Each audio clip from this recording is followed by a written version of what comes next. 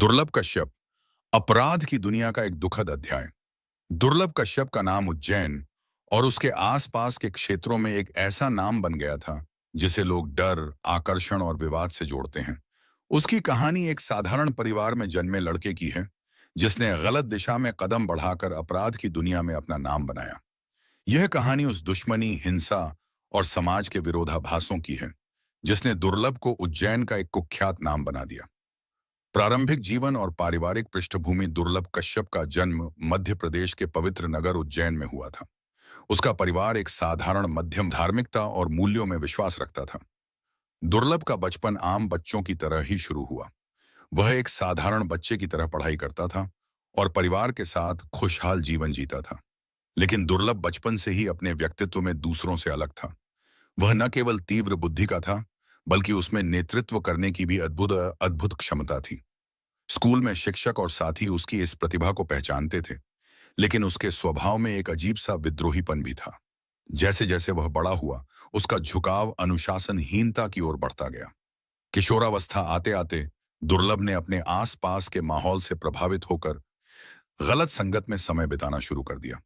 उज्जैन का यह शहर धार्मिकता और अध्यात्म के लिए प्रसिद्ध है, लेकिन इसके पीछे का एक दूसरा चेहरा भी है, जहां गली मोहल्लों में छोटे छोटे गुट और अपराधी सक्रिय रहते हैं। दुर्लभ ने इन्हीं अपराधी समूहों के बीच अपनी जगह बनाई। सोशल मीडिया पर छवि निर्माण। दुर्लभ कश्यप की कहानी में सोशल मीडिया का एक अहम योगदान रहा। उसने अपनी पहचान बनाने के लिए फेसबुक और अन्य प्लेटफॉर्म का बखूबी इस्तेमाल किया। किशोरावस्था में ही उसने अपने सोशल मीडिया प्रोफाइल को अपराधी छवि से भर दिया। उसके प्रोफाइल पर धमकियों भरे पोस्ट, हथियारों के साथ तस्वीरें और आत्मघोषित खिताब जैसे रात का राजा और दुश्मनों का काल नजर आते थे। वह खुद को आपराधिक दुनिया का सरताज मानता था और अपनी इस छवि को लोगों के सामने रखने में उसे कोई संकोच नहीं था। सोशल मीडिया पर उसने अपने समर्थकों का एक समूह खड़ा कर लिया। उसका कहना था कि वह गरीबों और अपने दोस्तों की रक्षा के लिए लड़ाई लड़ता है, लेकिन असल में उसका मकसद अपना दबदबा बनाना और अपनी ताकत का प्रदर्शन करना था। अपराध की दुनिया में प्रवेश। दुर्लभ ने अपराध की दुनिया में कदम किशोरावस्था में ही रख दिया था। शुरुआत छोटी मोटी घटनाओं से हुई, जैसे चोरी, झगड़े और गुंडागर्दी। लेकिन जल्दी ही उसने अपना गिरोह बना लिया, जिसमें उसके जैसे अन्य युवा शामिल हो गए।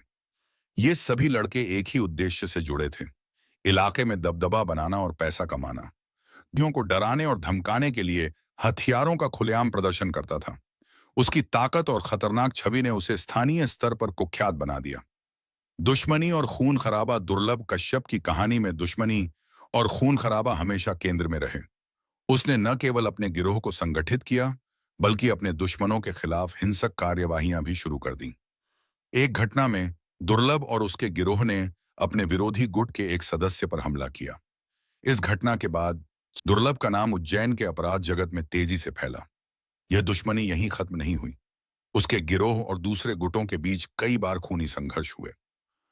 पुलिस और कानूनी कार्रवाइयां। दुर्लभ के बढ़ते अपराधों ने पुलिस का ध्यान आकर्षित किया। पुलिस ने कई बार उसे गिरफ्तार किया और उसके खिलाफ मामले दर्ज किए। हालांकि हर बार वह कम उम्र का फायदा उठाकर जल्दी ही जेल से छूट जाता था।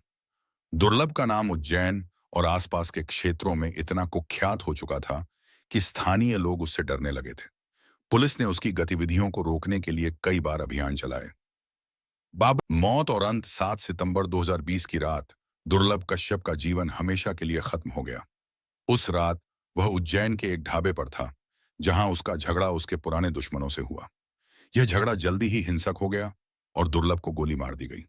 उसकी मौत ने उज्जैन और उसके समर्थकों के बीच हलचल मचा दी। उसके समर्थकों ने इसे साजिश करार दिया, जबकि उसके आलोचकों ने इसे कर्मों का फल बताया। दुर्लभ की कहानी से सीख। दुर्लभ कश्यप की कहानी अपराध और हिंसा के जीवन के खतरों को उजागर करती है। यह दिखाती है कि अपराध का जीवन कितना अल्पकालिक और विनाशकारी हो सकता है। दुर्लभ ने जो रास्ता चुना, वह उसे अपराध की दुनिया का एक बड़ा नाम तो बना गया, लेकिन उसका अंत न केवल दुखद था, बल्कि उन लोगों के लिए भी एक सबक है जो अपराध की ओर आकर्षित होते हैं। यह कहानी इस बात का उदाहरण है कि जीवन में सही दिशा चुनना कितना महत्वपूर्ण है। यदि दुर्लभ अपनी ऊर्जा और नेतृत्व क्षमता को सकारात्मक दिशा में लगा, तो शायद उसका जीवन अलग हो सकता था।